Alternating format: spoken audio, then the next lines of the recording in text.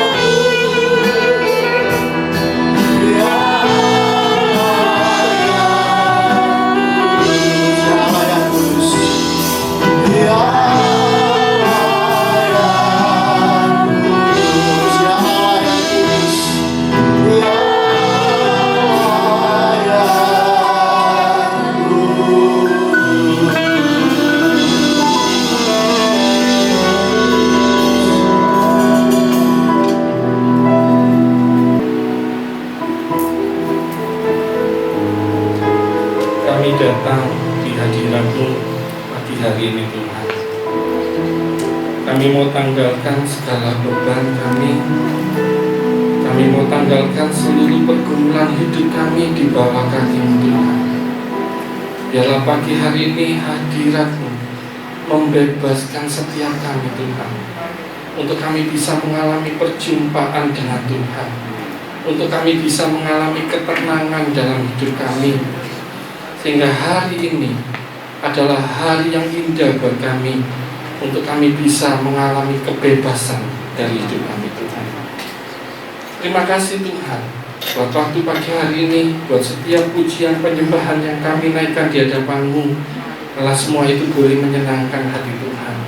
Dan saatnya kami akan mendengar firman Tuhan. Mari Engkau berbicara pada setiap kami Tuhan. Melalui hamba-Mu, sampaikan kebenaran-Mu Tuhan. Itu yang bisa mengubah hidup kami, untuk kami boleh menjadi pribadi yang berkenan di hadapan Tuhan. Terima kasih Bapa. Kami mau buka hati kami untuk kebenaran firman Tuhan. Di dalam nama Tuhan Yesus Kristus. Amin.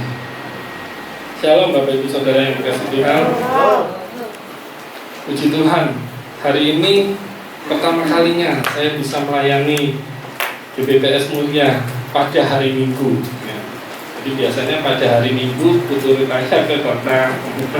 Nah hari ini benar saya turun ke kota Saudara. Biasanya hari Minggu saya selalu berada di Blitar, melayani jemaat kami sendiri di sana ya. Ada 2 tempat yang biasa setiap minggu kami layani, di gereja Jemaat Kristen Indonesia Lodoyo, dan ibadah keduanya di cabang Jemaat Kristen Indonesia Desa Gunung Gede. Nah hari ini saya diberi kesempatan oleh Tuhan untuk bisa bersama kembali dengan Bapak Ibu Saudara. Biasanya saya hari Senin ya, tapi hari ini spesial ya, baru pertama ini saya ada di Mulia hari Minggu. Kita akan bersama belajar firman Tuhan dengan judul menghadapi raksasa. Kehidupan kita di dunia ini adalah kehidupan yang memiliki dinamika. Jadi ada saat-saat di mana kita itu merasa hidup kita berhasil. Ada saat-saat di mana kita merasa kita itu sedang berada di puncak kejayaan. Tapi ada masa-masa di mana hidup kita itu rasanya terpuruk. Ada masa-masa di mana kita itu merasa banyak sekali kesulitan di dalam hidup ini. Pergumulan, tantangan, kepahitan-kepahitan dalam kehidupan ini itu mewarnai seluruh kehidupan kita. Nah itulah kehidupan Bapak Ibu Saudara. Tidak ada satu manusia yang hidup di dunia ini yang tidak pernah susah. Semua pernah mengalami yang namanya susah. Semua pernah mengalami yang namanya ketakutan. Semua pernah mengalami kegagalan. Karena itulah kehidupan. Demikian juga kehidupan kekristenan. Kehidupan kekristenan adalah kehidupan yang penuh dinamika. Dan harusnya kehidupan kekristenan itu adalah kehidupan yang dinamis. Artinya apa? Dari hari ke hari harus ada peningkatan dalam kehidupan ini. Kalau dulu sering khawatir, hari berikutnya rasa khawatirnya semakin hilang. Hari berikutnya rasa khawatirnya semakin hilang. Hari berikutnya dia menjadi orang yang kuat untuk menghadapi rasa khawatirnya. Inilah kehidupan kekristenan yang Tuhan inginkan dari setiap kehidupan orang-orang yang percaya. Tetapi kita tidak bisa memungkiri bahwa dalam kehidupan kekristenan sekalipun kita itu sering menghadapi yang namanya tantangan. Kita juga akan menghadapi yang namanya kekhawatiran. Dalam kehidupan kekristenan kita akan dibawa masuk bukan dalam satu kehidupan yang bebas dari masalah. Murid-murid ketika mengikut Yesus, mereka bukan murid-murid yang hidupnya bebas dari masalah. Tidak, Bapak Ibu Saudara.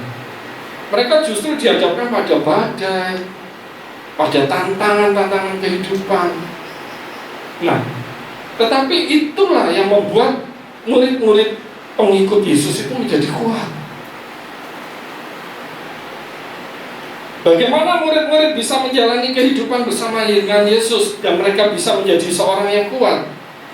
Nah, satu cara yang Tuhan pakai adalah Tuhan biarkan badai-badai kehidupan itu terjadi dalam kehidupan murid-murid. Demikian juga dengan kita sebagai pengikut Yesus. Bagaimana supaya kita bisa memiliki kehidupan kekristenan yang kuat? Tuhan pakai cara-cara tertentu untuk melatih kita, untuk mendidik kita menjadi orang Kristen yang kuat, menjadi pengikut Yesus yang tegar. Nah, hari ini kita akan belajar bersama dalam 1 Samuel 17 ayat 1 sampai ayat yang 11. Saya kasih tema di situ yang menghadapi raksasa. Dan menghadapi raksasa itu saya kasih tema kecil lagi, pertarungan sepanjang masa. Artinya apa? Saudara, menghadapi raksasa itu bukan satu kali pertempuran yang terjadi dalam hidup kita sekali itu selesai, tidak. Tetapi rupanya menghadapi raksasa itu adalah pertarungan sepanjang masa yang harus dihadapi oleh setiap orang Kristen. Kita ingat sebuah kisah ya dalam 1 Samuel ini, kisah yang paling mungkin sudah berapa kali kita dengar ya sejak kita sekolah minggu. Cerita ini adalah cerita yang menarik. Hanya ada dua tokoh utama di situ, dua lakonnya, yaitu Daud dengan Goliat. Ya, mari kita baca ayat 1. Orang Filistin mengumpulkan tentaranya untuk berperang. Mereka berkumpul di Soko yang di tanah Yehuda dan berkemah antara Soko dan Aseka di Efes Damim. Nah, saudara, pada satu kali bangsa Filistin itu mereka mengumpulkan semua tentaranya, mereka mengincar bangsa Israel. Karena memang riwayat sejarah bangsa Israel itu tidak pernah lepas dari Filistin. Ya, Tuhan taruh bangsa Filistin, Tuhan taruh bangsa Midian, Tuhan taruh bangsa Amalek, Tuhan taruh bangsa Amori, bangsa-bangsa Kanaan yang kuat itu di sekitar Israel untuk apa? Untuk melatih bangsa Israel itu menjadi bangsa yang kuat. Dan dalam ayat ini kita melihat Tuhan biarkan orang Filistin itu ya berkumpul. Mereka mengumpulkan tentaranya untuk apa? Berperang. Jadi ini ancaman yang serius. Bukan hanya guyonan mengumpulkan tentara terus maju gitu, tetapi mereka orang Filistin itu punya satu tujuan, yaitu memerangi bangsa Israel. Nah, mereka berkumpul di Soko yang dekat Aseka situ ya, terus bangsa Israel juga tidak jauh dari situ. Kita baca yang kedua. Saul dan orang-orang Israel juga berkumpul dan berkemah di lembah Tarbantin. Mereka mengatur barisan perangnya berhadapan dengan orang Filistin. Nah, ketika Saul sebagai raja Israel mendengar bahwa ada berita bangsa Filistin itu sedang berkumpul untuk memerangi bangsa Israel, dia tidak mengalah, saudara. Dia siapkan juga pasukannya, orang-orang Israel yang terlatih, yang prajurit-prajuritnya dikumpulkan juga berkemah tidak jauh dari tempat orang Filistin berkemah. Jadi ada ada satu lembah, ada dua bukit ya, kanan kiri. Nah, kalau bangsa Israel di sebelah kanan, bangsa Filistin di sebelah kiri. Di tengah-tengahnya itu ada sungai yang turun lembah ini, saudara. Dan mereka itu berhadapan-hadapan. Ayat 3 kita lihat. Orang Filistin berdiri di bukit sebelah sini, ya toh, dan orang Israel berdiri di bukit di sebelah sana, dan lembah ada di antara mereka. Jadi kedua pasukan ini bisa lihat satu sama lain. Mungkin bangsa Israel melihat, wah, ternyata kemahnya juga melihat, wah, bangsa Israel sedikit, gitu. Jadi sama-sama punya penilaian terhadap lawannya. Ayat 4. Ini di luar dugaan, ya, ayat 4. Lalu tampillah keluar seorang pendekar dari tentara orang Filistin, namanya Goliat dari Gad, tingginya 6 hasta sejengkal. Kita lihat berapa tinggi Goliat kalau kita ukur dalam meter ya, berikutnya kurang lebih. Ya.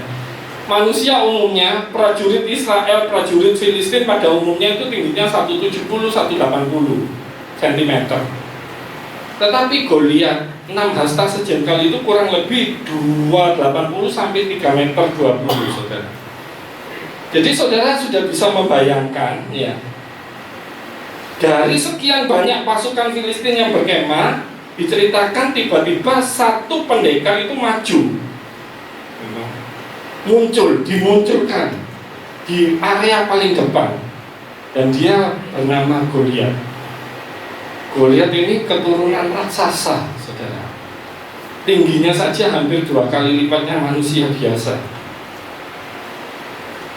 Jadi bangsa Israel hari itu melihat, biasanya mereka berperang bangsa lawan bangsa, tetapi kali ini ternyata ada satu yang dimunculkan oleh bangsa Filistin. Kita lihat ayat berikutnya.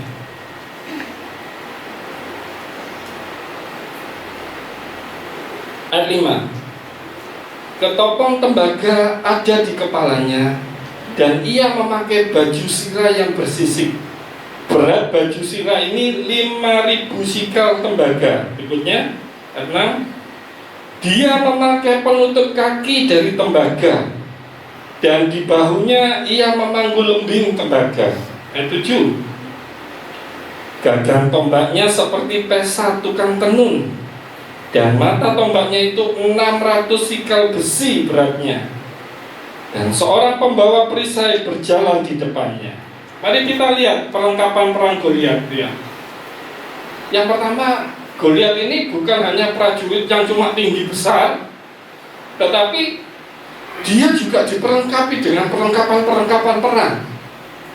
Yang pertama, ketopong tembaga, seperti helm begitu. Beratnya saja 3 kilo, saudara. Kita kalau pakai helm yang terlalu berat, terus perjalanan jauh, enak enggak leher, saudara? Ya, kepengen rasanya cepat-cepat dilepas. Makanya orang Indonesia itu paling sulit pakai helm ya, karena enggak nyaman, saudara. Padahal itu untuk keselamatannya. Goliat ini dia pakai ketopong tembaga itu yang kira-kira beratnya 3 kilo.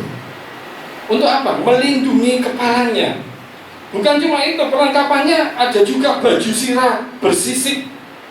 Nah, kalau baju sirah saja misalnya dia tidak ada motifnya ya, tidak ada teksturnya, hanya polos saja itu sudah kuat.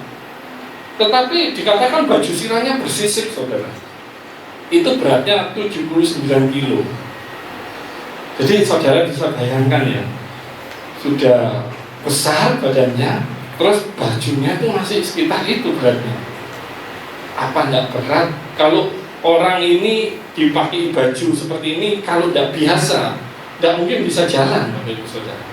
Sama seperti mikul beras 50 kilo, kalau tidak biasa, ya kan beratan.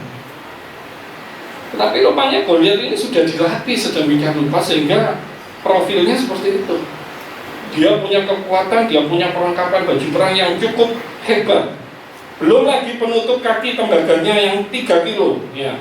Terus lembing tombaknya itu 41 kilo.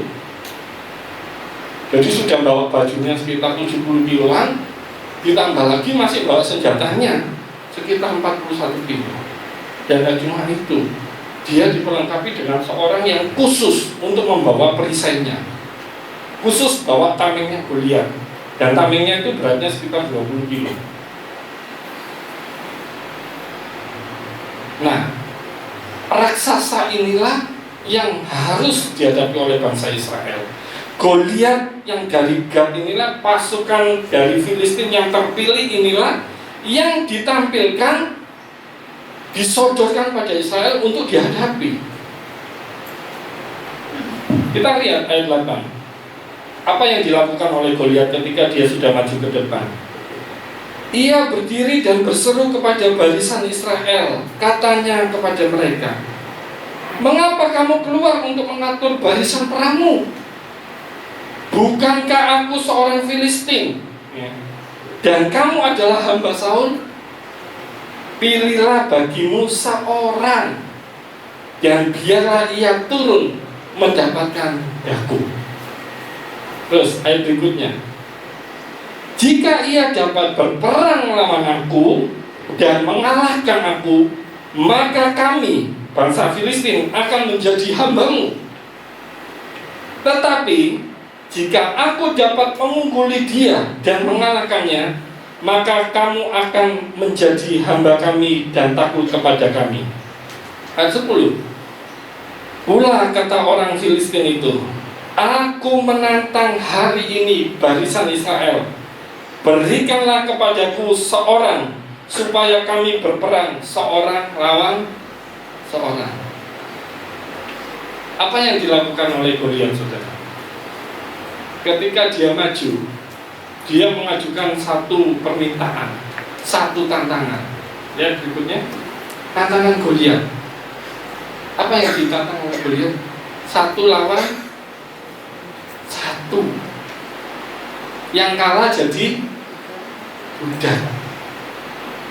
Jadi Goliat maju, dia ngomong kepada seluruh pasukan Israel, bukankah aku ini seorang Filistin dan kamu itu hamba Saul, orang Israel?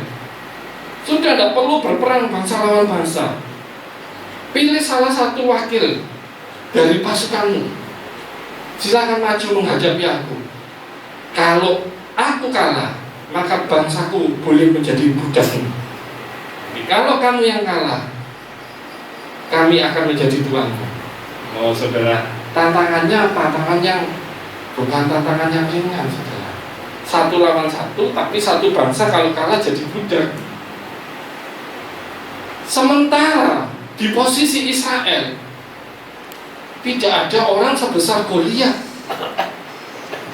Tidak ada satu prajurit yang mumpuni untuk menghadapi Goliat. Jadi Goliat ini menantang duel, saudara. Bukan perang tawuran gitu, ya, tapi duel saja sudah cukup. Oh, bangsa Filistin ini yakin dengan kekuatan Goliat. Sementara bangsa Israel, apa yang terjadi di pihak bangsa Israel? Ayat 11, ya, ayat yang terakhir. Ketika Saul dan segenap orang Israel mendengar perkataan orang Filistin itu, maka apa?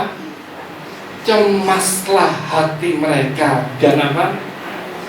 Sangat ketakutan. Tadinya sudah siap berperang, mereka berkemah, sama-sama berkemah berhadapan-hadapan. Tetapi serangan dari musuh ternyata berbeda. Mereka punya strategi berbeda. Mereka tampilkan Goliat di permukaan untuk menantang bangsa Israel itu duel satu lawan satu.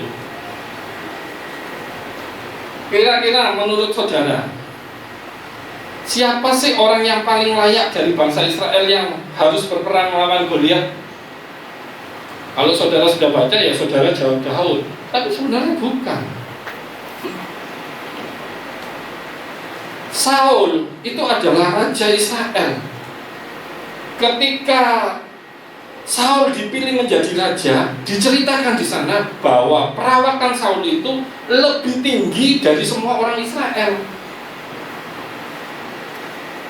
Ya, saudara bisa baca di ayat-ayat sebelumnya. Ketika Saul dipilih menjadi raja, jadi dikatakan Saul itu memiliki perawakan yang bagus. Itu sebabnya orang Israel itu senang Saul jadi raja. Karena apa? Secara fisik dianggap dia lebih, perawakannya lebih cocok. Dan dia juga punya jubah perang, dia juga punya perlengkapan perang, juga punya. Tetapi hari itu, saudara, ketika Goliat maju ke depan, Saul sebagai seorang raja Israel yang harusnya melindungi bangsanya, ternyata apa yang terjadi? Ketika Saul dan segenap orang Israel mendengar perkataan orang Filistin itu, cemaslah hati mereka dan sangat ketakutan.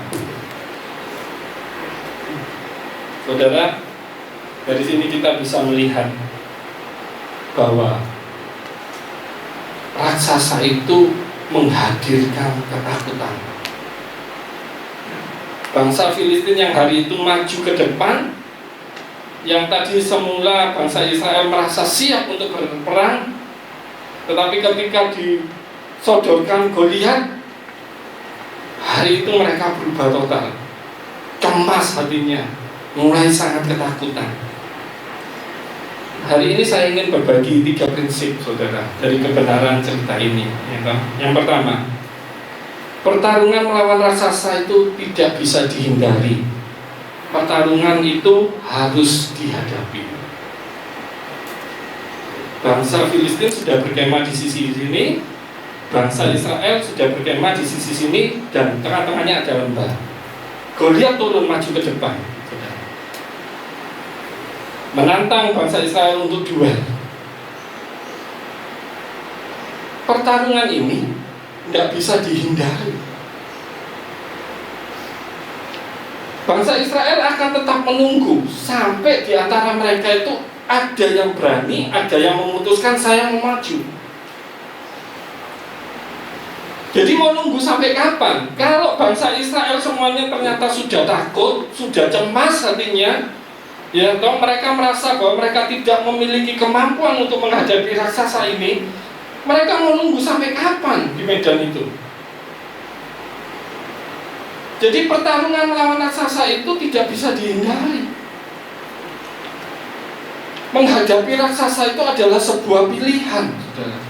Harus ada satu dari prajurit Israel ataupun rajanya yang mau mengambil keputusan, ya wes, saya tak maju menghadapi orang itu. Kalau enggak, bangsa Israel akan membuang waktu sedemikian banyak hanya untuk duduk di medan pertempuran, sementara musuh mereka mengintimidasi mereka terus. Nah, dalam kehidupan kekristenan kita itu seperti itu gambarannya. Kita akan dihadapkan pada banyak musuh. Kita akan dihadapkan pada banyak tantangan, pergumulan hidup. Apakah itu sakit penyakit yang membuat kita merasa, wah, ini sudah tidak ada harapan lagi. Goliat itu bisa mengenakan banyak wajah. Dia bisa datang dengan sakit penyakit. Dia bisa datang dengan rasa takut. Saudara takut mati. Saudara takut menghadapi kesulitan-kesulitan kehidupan. Dia bisa datang dengan pergumulan-pergumulan hidup, kesulitan ekonomi yang saudara hadapi hari-hari ini. Pekerjaan saudara yang sedang mengalami jalan buntu hari-hari ini. Keluarga saudara yang begitu menekan saudara. Bukankah itu Goliat-Goliat yang hadir dalam kehidupan kekristenan kita? Dan Goliat-Goliat itu tidak bisa kita hindari, Bapak Ibu Saudara. Itu selalu ada di depan kita. Itu sebabnya saya kasih tema menghadapi raksasa adalah pertarungan sepanjang masa. Selama kita menjadi orang Kristen, selama kita menjadi pengikut Tuhan, kita akan selalu menghadapi Goliat-Goliat itu dalam kehidupan kita. Dan itu tidak bisa dihindari. Yang namanya raksasa itu harus dihadapi. Kita lihat di akhir ceritanya, gitu. Saya tidak akan baca berikutnya karena itu masih ada nanti sesi-sesi berikutnya. Jadi saya hanya di sesi awal ini saya ingin membagikan bahwa pertarungan melawan raksasa itu bukan satu kali pertarungan toh. Dan kita lihat endingnya bahwa ada seorang anak muda. Dia bukan prajurit. Dia seorang anak yang masih kemerah-merahan wajahnya. Tugasnya apa? Mengembalakan kambing domba.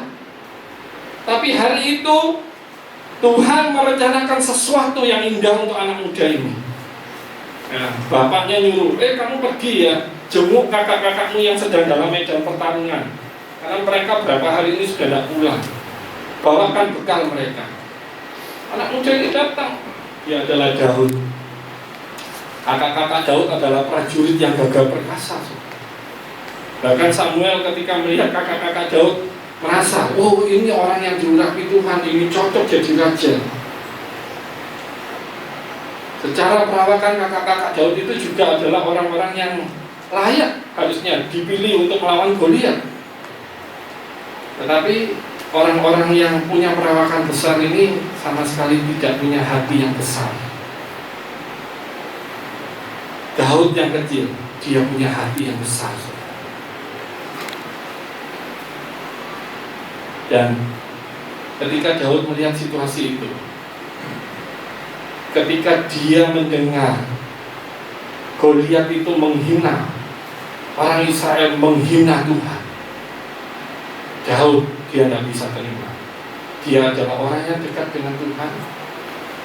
Dalam pengembalaannya sebagai seorang gembala, dia memasmurkan pujian, penyembahan kepada Tuhan. Dia punya hubungan yang dekat dengan Tuhan. Pengenalannya akan Tuhan itu membuat hatinya kuat. Sehingga ketika dia melihat Goliat, dia tidak fokus dengan Goliat yang besar, tapi Daud itu fokus dengan Tuhan. Siapa orang ini yang berani menghina pasukan Allah? Siapa orang ini yang berani menghina Tuhan? Daud tidak lihat Goliat itu besarnya tinggi 3 meter 20, enggak. Dia melihat bahwa Goliat ini orang yang kurang ajar, yang berani menghina Tuhannya. Itu sebabnya dia ambil keputusan, saya mau maju melawan Goliat. Dan itulah jalan keluar yang Tuhan berikan bagi bangsa Israel. Nah saudara, kita lihat ya bahwa Daud itu memang sedang dipersiapkan untuk menjadi raja bagi bangsa Israel. Kalau Daud tidak berani menghadapi Goliat, Daud itu hanya menjadi seorang gembala domba. Daud akan hanya menjadi seorang Daud yang biasa-biasa saja. Tapi karena hari itu Daud melihat sebuah kesempatan untuk menunjukkan kuasa Tuhan. Daud memiliki hati yang mencintai Tuhan, yang tidak bisa mendengar hinaan terhadap Tuhannya. Dia ambil keputusan, saya mau maju melawan orang itu. Pengenalannya akan Tuhan selama dia mengembalakan kambing domba, itulah yang memunculkan keberanian Daud untuk menghadapi Goliat. Kenapa Daud begitu memiliki keberanian, saudara? Karena hari-hari hidupnya dia dekat dengan Tuhan. Dia punya pengalaman-pengalaman kesendirian bersama Tuhan yang membuat hatinya itu kuat. Sehingga ketika Goliat datang, walaupun Goliat itu sebesar itu tidak membuatnya gentar. Tapi justru di mata Daud, Goliat itu kecil. Bagi Saul, Goliat itu begitu besar, saudara, untuk dihadapi. Tapi bagi Daud, Goliat itu kesempatan besar untuk dihadapi. Jadi beda, saudara. Cara pandang orang yang dekat dengan Tuhan sama orang yang tidak punya hubungan dengan Tuhan, ketika diperhadapkan pada situasi ketakutan, kekhawatiran, permasalahan, mereka punya respon yang berbeda. Orang-orang Israel mengalami ketakutan mendengar tantangan dari Goliat. Tetapi Daud yang hari itu, baru hari itu dia datang dan dia dengar, saudara, dia langsung memiliki keberanian. Kenapa? Daud dekat dengan Tuhan. Nah hari ini saudara, bagaimana supaya kita bisa menghadapi raksasa-raksasa dalam kehidupan kita? Tidak ada cara lain bahwa hidupmu dekat dengan Tuhan. COVID-19 sudah menjadi raksasa yang besar selama 2 tahun ini. Banyak orang takut menghadapinya, mulai cemas, wah ini diantara hidup dan mati. Apalagi kalau sudah dinyatakan positif. Saya beberapa kali tanya pada teman-teman saya yang pernah menjalani dan mereka dalam kondisi yang cukup parah, 3 bulan ya, 3 kali PCR positif terus. Karena apa? Teman saya ini punya autoimun, ya imunnya lemah dan dia masih komorbid juga. Jadi harus 3 bulan penyembuhannya, saudara. Dan ketika saya ngobrol dengan teman saya ini, apa yang dia katakan? Sekarang saya tahu rasanya bahwa pergumulan beratnya itu adalah kita takut mati. Saya ketika mengidap COVID-19 ini, perasaan saya adalah takut mati. Dan itu menjadi raksasa yang besar buat dia, saudara. Sehingga apa? Belum maju, sudah takut duluan. Seperti bangsa Israel, belum maju sudah takut duluan. Bapak ibu saudara yang dikasihi Tuhan, berapa banyak Goliat yang sedang saudara hadapi hari-hari ini dalam kehidupan saudara? Apakah itu pergumulan saudara? Apakah itu sakit penyakit saudara? Apakah itu rasa takut saudara? Apakah itu suami saudara, apakah itu istri saudara, apakah itu anak saudara, yang membuat saudara merasa, aduh, masalah ini begitu berat. Masalah ini aku tidak mampu menghadapinya. Kita belum mencoba menghadapinya, tapi kita sudah ngomong duluan, aku tidak mampu Tuhan. Hei saudara, bangun kedekatanmu dengan Tuhan, sehingga ketika engkau menghadapi sebuah pergumulan yang berat, engkau memiliki kebesaran hati, engkau merasa bahwa bersama Tuhan aku sanggup melewatinya. Hari itu bangsa Israel semua takut. Mereka tidak bisa menghindar, mereka hanya bisa menunggu, saudara. Ya syukurlah Tuhan itu bawa Daud ke situ, saudara. Kalau tidak, mau berapa lama bangsa Israel duduk-duduk nunggu bangsa Filistin, saudara. Itu prinsip yang pertama. Ya, jadi kalau saudara menghadapi tantangan dalam kehidupan kekristenan saudara, jangan mundur, jangan dihindari. Ya. Saudara harus menghadapinya, karena tantangan-tantangan itu, Goliat-Goliat yang Tuhan taruh di depan kita itu akan memunculkan Daud yang ada dalam kehidupan kita.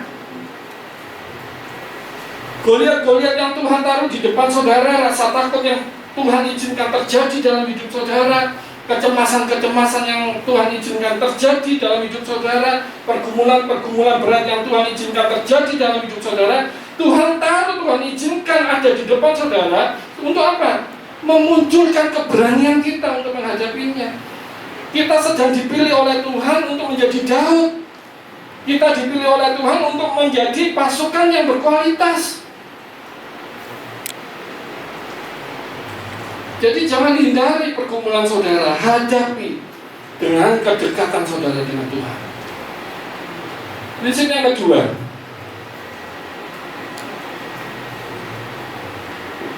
tantangan raksasa akan membuat kita takut. Tantangannya tidak boleh dibiarkan. Jadi kalau tadi menghadapi raksasa itu tidak boleh dihindari, tapi harus dihadapi. Prinsip yang kedua, tantangan raksasa itu pasti membuat orang takut. Lihat, bangsa Israel semula berani menghadapi bangsa Israel ketika mereka lihat, oh bangsa Israel, bangsa Filistin berkemah mau berperang melawan kita. Mereka juga siapkan pasukannya, saudara. Secara rame-rame mereka berani, tetapi ketika mereka mendengar tantangan duel dari Goliat, mereka takut. Kenapa mereka takut? Karena mereka mendengar. Coba perhatikan ayatnya. Ketika bangsa Israel mendengar perkataan orang Filistin itu, mendengar. Kalau Goliat itu kita dengarkan dalam hidup kita, lambat laun itu akan menurunkan kekuatan kita, saudara. Secara tidak sadar, bangsa Israel itu diintimidasi. Bangsa Israel di medan pertempuran itu bukan sehari dua hari, saudara. Firman Tuhan katakan 40 hari mereka di situ. 40 hari mereka biarkan Goliat itu setiap pagi maju. Ayo pilih satu orang dari antara kamu, maju melawan aku, kita duel. Sorenya maju lagi, ayo pilih salah satu, seorang dari antara kamu, kita duel. Besoknya maju lagi, ayo pilih. Besoknya lagi, ayo pilih. Sambil menghina Tuhan, sambil menghina pasukan bangsa Israel. Nah, bangsa Israel diperlakukan seperti itu oleh Goliat selama 40 hari, saudara. Sehingga apa? Intimidasi itu semakin membuat bangsa Israel itu takut. Kalau saudara izinkan ketakutan itu ada hadir dalam hidup saudara, saudara mendengarkan rasa takut saudara, lambat laun kekuatan saudara akan hilang. Karena saudara lebih dengar, iya ya, kita tidak sebesar dia. Kita ini cuma biasa-biasa. Dari mana saya punya kemampuan untuk menghadapi persoalan ini? Dari mana saya punya uang untuk menyelesaikan masalah ini? Kita akan dibuat semakin takut. Itu dari mana kekuatan saya untuk menghadapi suami saya, untuk menghadapi istri saya? Bagaimana cara saya untuk menghadapi anak saya yang seperti ini? Kita akan dibuat oleh raksasa-raksasa di depan kita itu menjadi kecil. Jadi itu sebabnya prinsip kedua berkata, Tantangan raksasa itu pasti membuat kita takut, dan itu tidak boleh dibiarkan. Saudara harus mengambil keputusan dalam hidup saudara. Jangan dengarkan ketakutan saudara menekan hidupmu. Amin. Jangan biarkan rasa takut saudara terhadap masalahmu itu lebih besar. Saudara punya roh yang lebih besar dalam hidupmu. Dan itulah yang sedang mau dimunculkan oleh Tuhan dari kehidupan setiap orang percaya.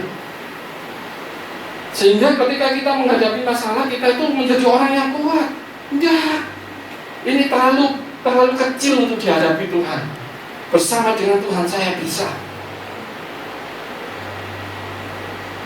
Kalau kita mendengarkan bahasa Filistin, ya, raksasa itu ya, kita akan dibuat takut. Besok kamu mati loh.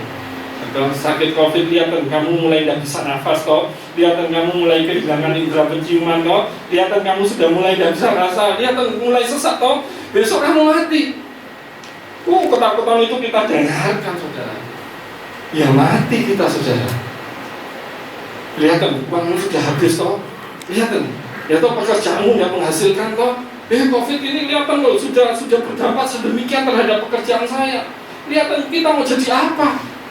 Kalau masalah-masalah itu kita dengarkan dan kita beri ruang di hati kita, semakin hari dia akan semakin maju dan mendesak kekuatan kita, sehingga kita tidak lagi punya kekuatan untuk menghadapi masalah itu, saudara. Tantangan Goliat jangan didengarkan, jangan dibiarkan. Saudara harus ambil keputusan. Isi hidup saudara dengan firman Tuhan yang membangun kekuatan saudara. Saudara harus ambil keputusan untuk menghadapi Goliat-Goliat dengan saudara. Jangan biarkan tiap hari dia mengintimidasi. Siapa yang di sini bangun tidur sudah ingat masalahnya? Siapa yang bangun tidur sudah langsung mulai rasa takut, mulai cemas? Wah, hari ini pekerjaan saya bagaimana? Wah, hari ini hidup saya bagaimana? Goliat itu seperti itu, pagi datang, mau tidur, dia datang lagi, membuat kita kepikiran. Hari demi hari pikiran kita akan disita oleh Goliat. Kita akan memikirkan raksasa-raksasa itu dalam hidup kita. Kita akan memikirkan bahwa kita tidak punya kemampuan untuk menghadapi permasalahan itu dalam hidup kita. Itu sifatnya raksasa, sifatnya Goliat. Dia akan mengintimidasi sampai kita benar-benar lemah, saudara. Dan kita lihat Daud, dia hari pertama sampai berapa hari saudara-saudaranya dan prajurit Israel di medan pertarungan itu, dia tidak ada di situ. Hari itu dia tidak terintimidasi. Kenapa dia bisa maju? Karena dia tidak terintimidasi. Dia tidak berikan tempat di hatinya untuk mendengar kata-kata yang menakutkan dari raksasa itu. Pengalaman kesendiriannya dengan Tuhan, hubungannya dengan Tuhan itu yang membuat dia kuat, sehingga ketika dia dengar intimidasi dari Goliat, dia langsung putuskan, siapa orang ini? Orang ini yang harus mati. Ini harus diselesaikan. Hari itu dia ambil keputusan dan dia beri dirinya untuk melawan Goliat. Dan kita lihat akhirnya Goliat bisa dikalahkan. Prinsip yang ketiga ya, terakhir. Saya mengutip ini ya, dalam sebuah buku pernah ditulis demikian, ketika kita fokus pada raksasa, kita tersandung. Tapi ketika kita fokus pada Allah, raksasa kita terjungkal. Saudara bisa memahami ya? Ketika kita fokus pada raksasa, kita akan tersandung. Kita akan mengalami ketakutan, kita akan memiliki kekhawatiran. Kita tidak punya keberanian untuk menghadapi raksasa. Tetapi ketika kita membakar hatinya, dia tidak bisa menerima perkataan-perkataan yang jelek itu. Dia bilang, orang ini yang harus mengalami apa yang dia katakan. Dia putuskan, dia maju berperang, saudara. Kita lihat akhirnya, Goliatlah yang terjungkal. Kenapa Daud tidak memberikan ruang di hatinya untuk diintimidasi? Ya biarkan pengalaman kesendiriannya dengan Tuhan itu ditampilkan saat itu, memanifestasikan kuasa Tuhan. Siapa Daud, saudara? Dia seorang anak kecil. Dia tidak dilatih berperang, tapi pengalaman hidupnya sehari-hari, mulai dari hal-hal yang kecil, mengembalakan domba, menghadapi binatang-binatang buas yang mengancam dombanya, itulah yang melatih Daud menjadi seorang yang kuat. Sehingga bagi Daud, Goliat itu tidak beda dengan binatang-binatang buas yang lain. Hanya seorang binatang saja. Kenapa banyak orang Kristen begitu takut menghadapi persoalan? Kenapa banyak orang Kristen begitu takut menghadapi kematian? Kenapa banyak orang Kristen takut menghadapi sakit penyakit? Karena dia berikan ruang di hatinya untuk memikirkan sakit penyakitnya. Dia berikan ruang di hatinya untuk memikirkan begitu sulitnya hidup ini. Dia berikan ruang di hatinya untuk melihat bahwa tidak ada lagi seorang yang menolong dia. Mari Bapak Ibu Saudara, hari ini kita mendengar kebenaran ini. Jadilah orang Kristen yang kuat menghadapi raksasa-raksasa. Kenapa Daud ambil 5 batu? Ya, nanti kita lihat ya di pertemuan berikutnya ya, ya, kita akan lihat gitu ya. Ternyata Daud itu tidak sekali tok menghadapi Goliat. 5 batu itu tindakan iman dari Daud. Masih ada 4 raksasa lagi di depannya. Dan itu pengalaman-pengalaman pertarungan menghadapi raksasa sepanjang masa yang mau dibagikan melalui kebenaran firman Tuhan pagi hari ini. Ketika saudara menghadapi pergumulan, walaupun saudara menjadi Kristen, itu adalah sebuah kesempatan bagi saudara untuk menunjukkan kuasa Tuhan dalam hidup saudara. Amin. Mari tunjukkan kepada kami tidak bisa menutup mata dengan situasi yang ada di depan kami seperti sebuah raksasa yang harus kami hadapi, tidak bisa kami hindari. Itu sebabnya pagi hari ini Tuhan kami mengaku di hadapan-Mu, kami tidak mampu menghadapi jikatan batu. Itu sebabnya kami mengaku kami butuh Tuhan, kami perlu dekat dengan Tuhan. Kami mau Tuhan firman-Mu membangun iman kami, supaya kami tidak takut lagi, supaya kami tidak dikuasai kekhawatiran lagi. Kami boleh terus semangat, kami terus setia mencari Tuhan, bahkan kami boleh menjadi berkat bagi orang lain. Nama Tuhan dipermuliakan. Teriakan firman Tuhan di dalam hati kami masing-masing. Berkati hamba-Mu yang sudah menyampaikan firman Tuhan, pakai lebih indah untuk hormat kemuliaan nama Tuhan. Kami bersyukur kami sudah mendengar firman Tuhan dan kami diberkati. Dalam nama Tuhan Yesus kami berdoa. Kalau Tuhan sudah menolong beberapa hari ini, kami yakin bahwa pertolongan Tuhan pasti lebih sempurna lagi. Tuhan sembuhkan, Tuhan buat setiap fungsi-fungsi bagian tubuh dari Ibu Yuli yang tidak berfungsi dengan baik hari ini dijamah oleh Tuhan, disempurnakan oleh Tuhan, sehingga Ibu Yuli boleh mengalami kesembuhan dari Tuhan. Terima kasih Bapak. Kami berdoa untuk setiap jemaat yang sakit, Tuhan tolong sembuhkan mereka untuk tetap dekat dengan Tuhan.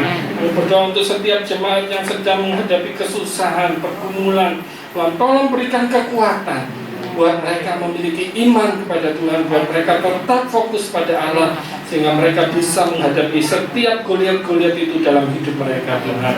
Terima kasih Bapak. Kami bersyukur buat pagi hari ini, buat ibadah pagi hari ini, seluruh hamba-hamba Tuhan yang melayani, Tuhan memberkatinya Tuhan. Biarlah semua untuk kemuliaan nama Tuhan. Mari angkat tanganmu ke atas, terimalah berkat daripada Tuhan. Biarlah berkat dari Allah Bapa di surga, kasih sayang dari Tuhan Yesus Kristus, dan persekutuan dengan Roh Kudus menyertai hidupmu mulai hari ini sampai Tuhan Yesus datang kembali. Terima berkat ini dan bawalah pulang ke rumahmu masing-masing dalam nama Tuhan Yesus Kristus. Amin.